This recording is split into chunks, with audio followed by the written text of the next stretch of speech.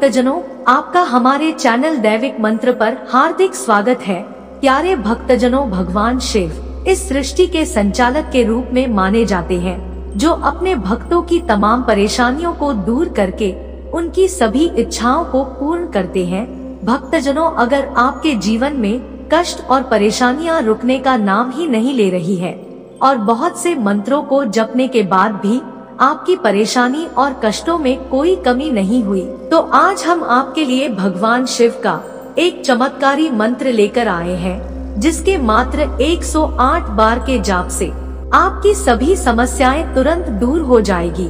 भगवान शिव अपनी असीम अनुकंपा से अपने सभी भक्तों पर कृपा करते हैं। भक्तजनों, इस मंत्र की एक मान्यता यह भी है कि इस मंत्र के जाप को अगर कोई बीमार व्यक्ति मात्र सुन लेता है तो उसकी बीमारी इस मंत्र के प्रभाव से दूर होने लगती है और वह स्वस्थ होने लगता है।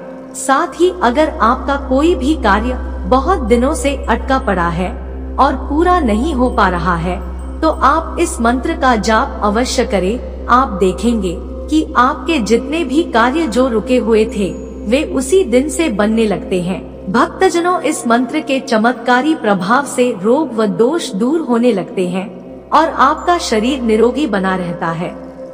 ऐसा भी माना जाता है कि यह मंत्र अकाल मृत्यु को भी रोकता है। इस मंत्र से अकाल मृत्यु नहीं होती। तो आइए भक्तजनों, भगवान शिव के इस महामृत्युंजय मंत्र का 108 बार उच्चारण कर लेते हैं, ताकि हमारे सभी कष्ट और रोग दूर हो सके। परंतु उससे पहले हमारे चैनल दैविक मंत्र को सब्सक्राइब जरूर कर ले, साथ ही बेल आइकन को ऑल पर जरूर क्लिक कर लीजिएगा और कमेंट्स बॉक्स में जय शिव शंकर जरूर लिख दीजिएगा। भक्तजनों, मंत्र इस प्रकार है। ओम त्र्यंबकं यजामहे सुगंधिं पुष्टिवर्धनम् उर्वारुकमिव बन्धनान् मृत्योर्मुच्येयमामृता। ओम त्र्यंबकं यजामहे सुगंधिं पुष्टिवर्धनम् उर्वारुकमिव बन्धनान् मृत्योर्मुच्येयमामृता। ओम त्र्यंबकं यजामहे सुगंधिं पुष्टिवर्धनम् उर्वारुकमिव बन्धनान् मृत्योर्मुच्येयमामृता। ओम त्र्यंबकं यजामहे सुगंधिं पुष्टिवर्धनम् उर्वारुकमिव बन्धनान् मृत्योर्मुच्येयमामृता। ओम त्र्यंबकं यजामहे सुगंधिं पुष्टिवर्धनम् उर्वारुकमिव बन्धनान् मृत्योर्मुच्येयमामृता।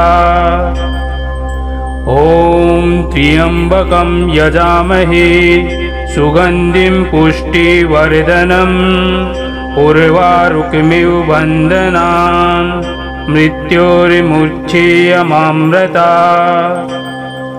ओम त्र्यंबकं यजामहे सुगंधिं पुष्टिवर्धनम् उर्वारुकमिव बन्धनान् मृत्योर्मुच्येयमामृता। ओम त्र्यंबकं यजामहे सुगंधिं पुष्टिवर्धनम् उर्वारुकमिव बन्धनान् मृत्योर्मुच्येयमामृता। ओम त्र्यंबकं यजामहे सुगंधिं पुष्टिवर्धनम् उर्वारुकमिव बन्धनान् मृत्योर्मुच्येयमामृता।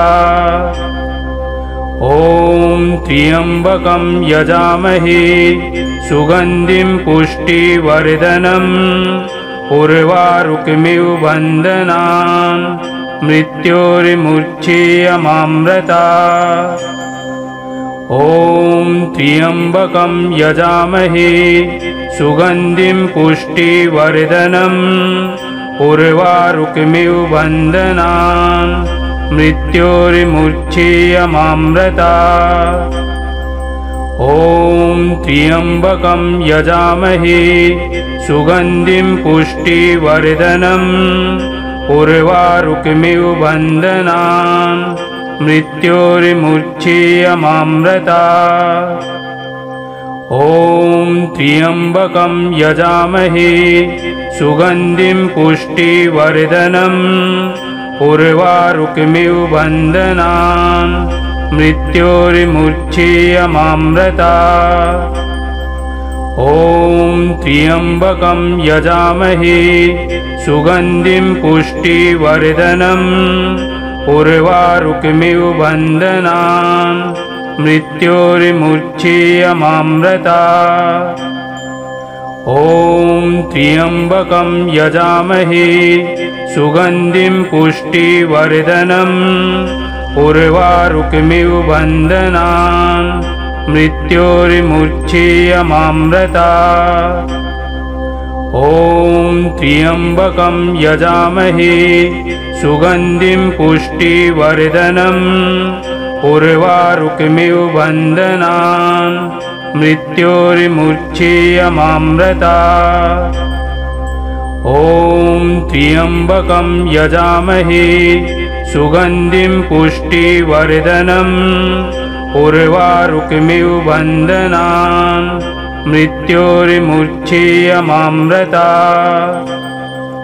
ॐ त्र्यम्बकं यजामहे सुगन्धिं पुष्टिवर्धनम् उर्वारुकमिव बन्धनान् मृत्योर्मुच्छेयमामृता।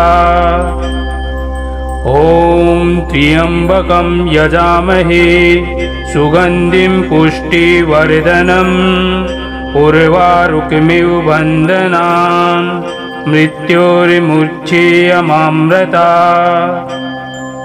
ॐ त्र्यम्बकं यजामहे सुगन्धिं पुष्टिवर्धनम् उर्वारुकमिव बन्धनान् मृत्योर्मुच्छेयमामृता। ॐ त्र्यम्बकं यजामहे सुगन्धिं पुष्टिवर्धनम् उर्वारुकमिव बन्धनान् मृत्योर्मुच्छेयमामृता। ॐ त्र्यम्बकं यजामहे सुगन्धिं पुष्टिवर्धनम् उर्वारुकमिव बन्धनान् मृत्योर्मुच्छेयमामृता। ॐ त्र्यम्बकं यजामहे सुगन्धिं पुष्टिवर्धनम् उर्वारुकमिव बन्धनान् मृत्योर्मुच्छेयमामृता। ॐ त्र्यम्बकं यजामहे सुगन्धिं पुष्टिवर्धनम् उर्वारुकमिव बन्धनान् मृत्योर्मुच्छेयमामृता। ॐ त्र्यम्बकं यजामहे सुगन्धिं पुष्टिवर्धनम् उर्वारुकमिव बन्धनान् मृत्योर्मुच्छेयमामृता। ॐ त्र्यम्बकं यजामहे सुगन्धिं पुष्टिवर्धनम् उर्वारुकमिव बन्धनान् मृत्योर्मुच्छेयमामृता।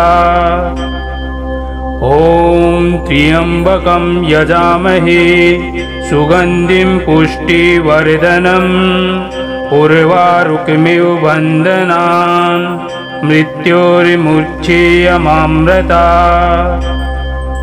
ॐ त्र्यम्बकं यजामहे सुगन्धिं पुष्टिवर्धनम् उर्वारुकमिव बन्धनान् मृत्योर्मुच्छेयमामृता। ॐ त्र्यम्बकं यजामहे सुगन्धिं पुष्टिवर्धनम् उर्वारुकमिव बन्धनान् मृत्योर्मुच्छेयमामृता। ॐ त्र्यम्बकं यजामहे सुगन्धिं पुष्टिवर्धनम् उर्वारुकमिव बन्धनान् मृत्योर्मुच्येयमामृतात्। ॐ त्र्यम्बकं यजामहे सुगन्धिं पुष्टिवर्धनम् उर्वारुकमिव बन्धनान् मृत्योर्मुच्येयमामृतात्। ॐ त्र्यम्बकं यजामहे सुगन्धिं पुष्टिवर्धनम् उर्वारुकमिव बन्धनान् मृत्योर्मुच्येयमामृतात्।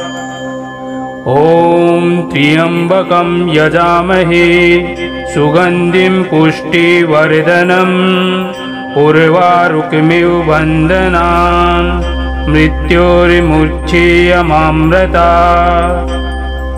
ॐ त्र्यम्बकं यजामहे सुगन्धिं पुष्टिवर्धनम् उर्वारुकमिव बन्धनान् मृत्योर्मुच्येयमामृतात्। ॐ त्र्यम्बकं यजामहे सुगन्धिं पुष्टिवर्धनम् उर्वारुकमिव बन्धनान् मृत्योर्मुच्येयमामृतात्। ॐ त्र्यम्बकं यजामहे सुगन्धिं पुष्टिवर्धनम् उर्वारुकमिव बन्धनान् मृत्योर्मुच्येयमामृतात्। ॐ त्र्यम्बकं यजामहे सुगन्धिं पुष्टिवर्धनम् उर्वारुकमिव बन्धनान् मृत्योर्मुच्येयमामृतात्। ॐ त्र्यम्बकं यजामहे सुगन्धिं पुष्टिवर्धनम् उर्वारुकमिव बन्धनान् मृत्योर्मुच्येयमामृतात्। ॐ त्र्यम्बकं यजामहे सुगन्धिं पुष्टिवर्धनम् उर्वारुकमिव बन्धनान् मृत्योर्मुच्येयमामृतात्। ॐ त्र्यम्बकं यजामहे सुगन्धिं पुष्टिवर्धनम् उर्वारुकमिव बन्धनान् मृत्योर्मुच्येयमामृतात्। ॐ त्र्यम्बकं यजामहे सुगन्धिं पुष्टिवर्धनम् उर्वारुकमिव बन्धनान् मृत्योर्मुच्येयमामृतात्। ॐ त्र्यम्बकं यजामहे सुगन्धिं पुष्टिवर्धनम् उर्वारुकमिव बन्धनान् मृत्योर्मुच्येयमामृतात्। ॐ त्र्यम्बकं यजामहे सुगन्धिं पुष्टिवर्धनम् उर्वारुकमिव बन्धनान् मृत्योर्मुच्येयमामृतात्। ॐ त्र्यम्बकं यजामहे सुगन्धिं पुष्टिवर्धनम् उर्वारुकमिव बन्धनान् मृत्योर्मुच्येयमामृतात्। ॐ त्र्यम्बकं यजामहे सुगन्धिं पुष्टिवर्धनम् उर्वारुकमिव बन्धनान् मृत्योर्मुच्येयमामृतात्। ॐ त्र्यम्बकं यजामहे सुगन्धिं पुष्टिवर्धनम् उर्वारुकमिव बन्धनान् मृत्योर्मुच्येयमामृतात्। ॐ त्र्यम्बकं यजामहे सुगन्धिं पुष्टिवर्धनम् उर्वारुकमिव बन्धनान् मृत्योर्मुच्येयमामृतात्। ॐ त्र्यम्बकं यजामहे सुगन्धिं पुष्टिवर्धनम् उर्वारुकमिव बन्धनान् मृत्योर्मुच्छेयमामृता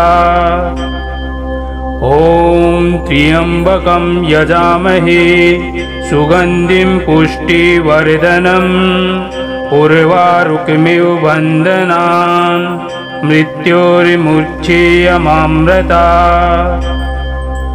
ॐ त्र्यम्बकं यजामहे सुगन्धिं पुष्टिवर्धनम् उर्वारुकमिव बन्धनान् मृत्योर्मुच्छेयमामृता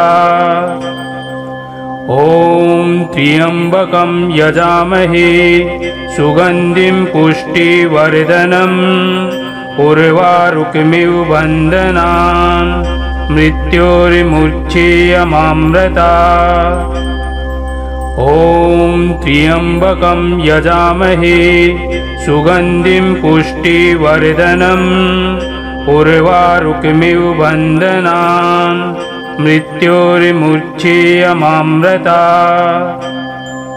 ॐ त्र्यम्बकं यजामहे सुगन्धिं पुष्टिवर्धनम् उर्वारुकमिव बन्धनान् मृत्योर्मुच्छेयमामृता ॐ त्र्यम्बकं यजामहे सुगन्धिं पुष्टिवर्धनम् उर्वारुकमिव बन्धनान् मृत्योर्मुच्छेयमामृता ॐ त्र्यम्बकं यजामहे सुगन्धिं पुष्टिवर्धनम् उर्वारुकमिव बन्धनान् मृत्योर्मुच्छेयमामृता ॐ त्र्यम्बकं यजामहे सुगन्धिं पुष्टिवर्धनम् उर्वारुकमिव बन्धनान् मृत्योर्मुच्छेयमामृता ॐ त्र्यम्बकं यजामहे सुगन्धिं पुष्टिवर्धनम् उर्वारुकमिव बन्धनान् मृत्योर्मुच्छेयमामृता ॐ त्र्यम्बकं यजामहे सुगन्धिं पुष्टिवर्धनम् उर्वारुकमिव बन्धनान् मृत्योर्मुच्छेयमामृता ॐ त्र्यम्बकं यजामहे सुगन्धिं पुष्टिवर्धनम् उर्वारुकमिव बन्धनान् मृत्योर्मुच्छेयमामृता ॐ त्र्यम्बकं यजामहे सुगन्धिं पुष्टिवर्धनम् उर्वारुकमिव बन्धनान् मृत्योर्मुच्छेयमामृता ॐ त्र्यम्बकं यजामहे सुगन्धिं पुष्टिवर्धनम् उर्वारुकमिव बन्धनान् मृत्योर्मुच्छेयमामृता ॐ त्र्यम्बकं यजामहे सुगन्धिं पुष्टिवर्धनम् उर्वारुकमिव बन्धनान् मृत्योर्मुच्छेयमामृता ॐ त्र्यम्बकं यजामहे सुगन्धिं पुष्टिवर्धनम् उर्वारुकमिव बन्धनान् मृत्योर्मुच्छेयमामृता ॐ त्र्यम्बकं यजामहे सुगन्धिं पुष्टिवर्धनम् उर्वारुकमिव बन्धनान् मृत्योर्मुच्छेयमामृता ॐ त्र्यम्बकं यजामहे सुगन्धिं पुष्टिवर्धनम् उर्वारुकमिव बन्धनान् मृत्योर्मुच्छेयमामृता ॐ त्र्यम्बकं यजामहे सुगन्धिं पुष्टिवर्धनम् उर्वारुकमिव बन्धनान् मृत्योर्मुच्छेयमामृता ॐ त्र्यम्बकं यजामहे सुगन्धिं पुष्टिवर्धनम् उर्वारुकमिव बन्धनान् मृत्योर्मुच्येयमामृतात्। ॐ त्र्यम्बकं यजामहे सुगन्धिं पुष्टिवर्धनम् उर्वारुकमिव बन्धनान् मृत्योर्मुच्येयमामृतात्।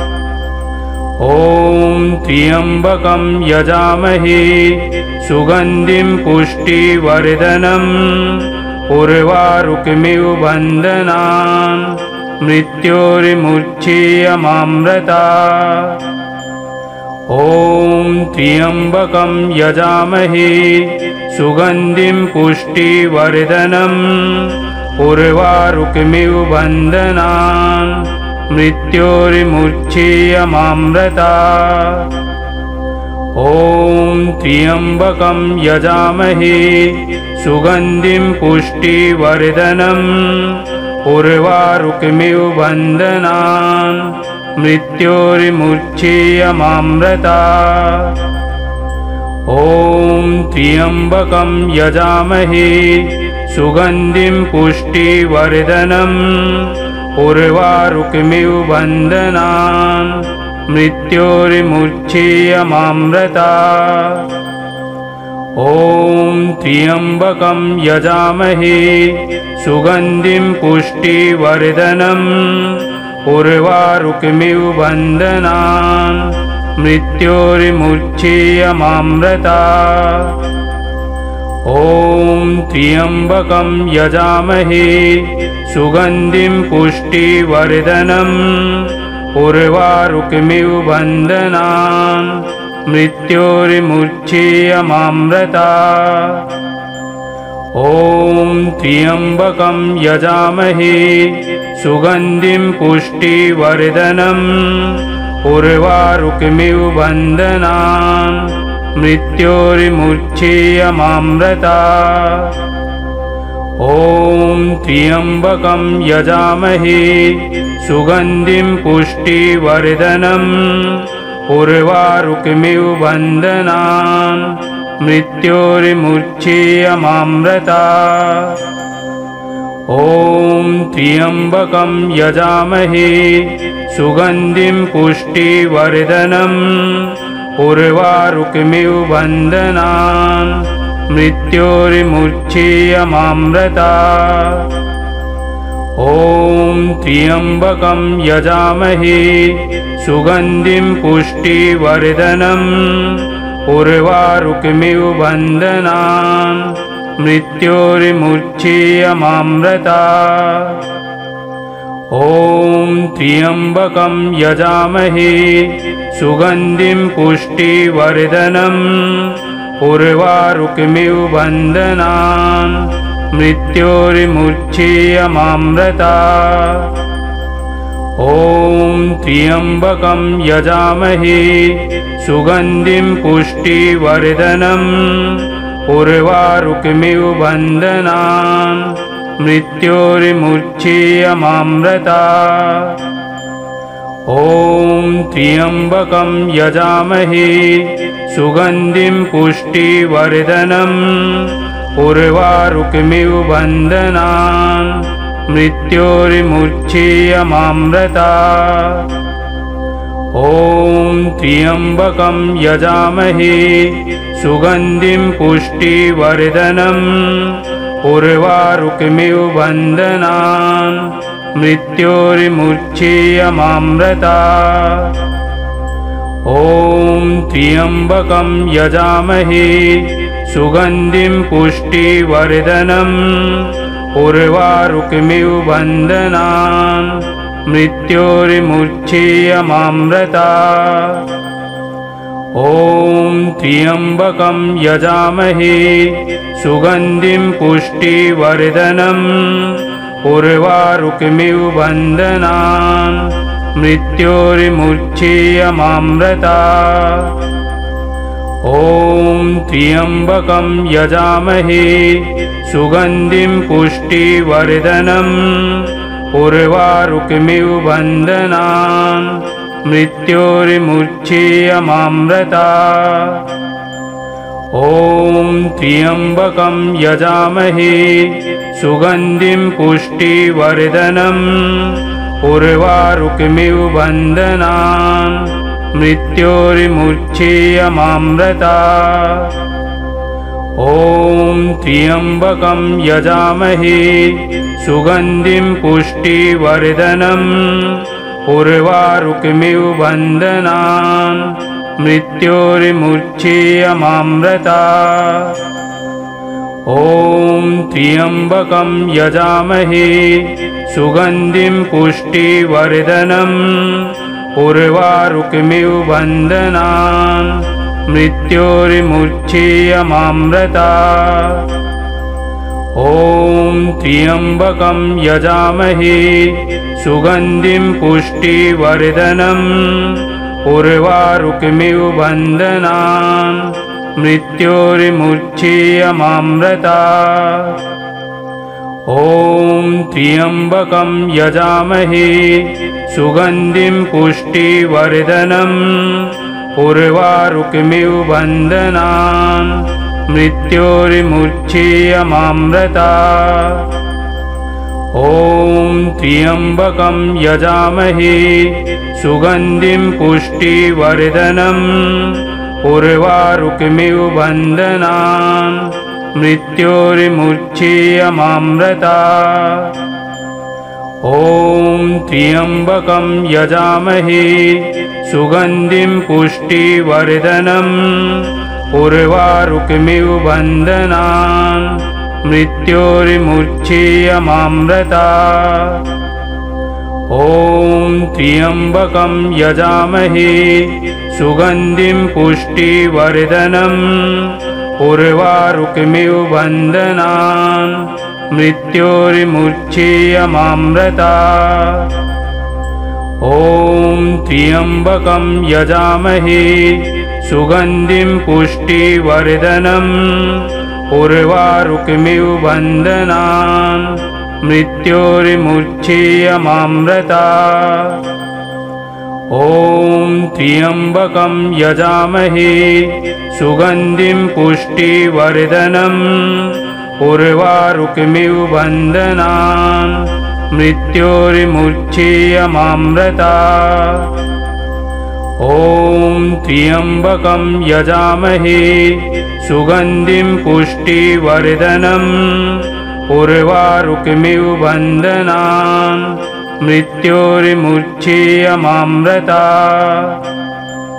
ॐ त्र्यम्बकं यजामहे सुगन्धिं पुष्टिवर्धनम् उर्वारुकमिव बन्धनान् मृत्योर्मुच्येयमामृता ॐ त्र्यम्बकं यजामहे सुगन्धिं पुष्टिवर्धनम् उर्वारुकमिव बन्धनान् मृत्योर्मुच्येयमामृता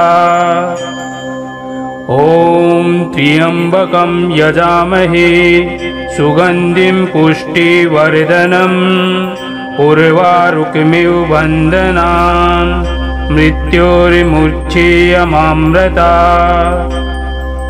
ॐ त्र्यम्बकं यजामहे सुगन्धिं पुष्टिवर्धनम् उर्वारुकमिव बन्धनान् मृत्योर्मुच्येयमामृता ॐ त्र्यम्बकं यजामहे सुगन्धिं पुष्टिवर्धनम् उर्वारुकमिव बन्धनान् मृत्योर्मुच्येयमामृता ॐ त्र्यम्बकं यजामहे सुगन्धिं पुष्टिवर्धनम् उर्वारुकमिव बन्धनान् मृत्योर्मुच्येयमामृता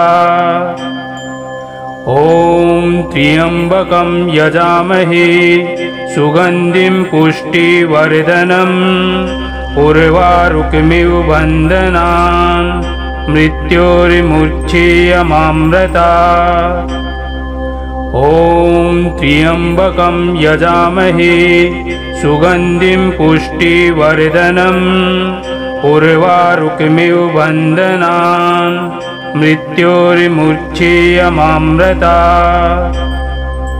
ॐ त्र्यम्बकं यजामहे सुगन्धिं पुष्टिवर्धनम् उर्वारुकमिव बन्धनान् मृत्योर्मुच्येयमामृतात्। ॐ त्र्यम्बकं यजामहे सुगन्धिं पुष्टिवर्धनम् उर्वारुकमिव बन्धनान् मृत्योर्मुच्येयमामृतात्। ॐ त्र्यम्बकं यजामहे सुगन्धिं पुष्टिवर्धनम् उर्वारुकमिव बन्धनान् मृत्योर्मुच्येयमामृतात्। ॐ त्र्यम्बकं यजामहे सुगन्धिं पुष्टिवर्धनम् उर्वारुकमिव बन्धनान् मृत्योर्मुच्येयमामृतात्।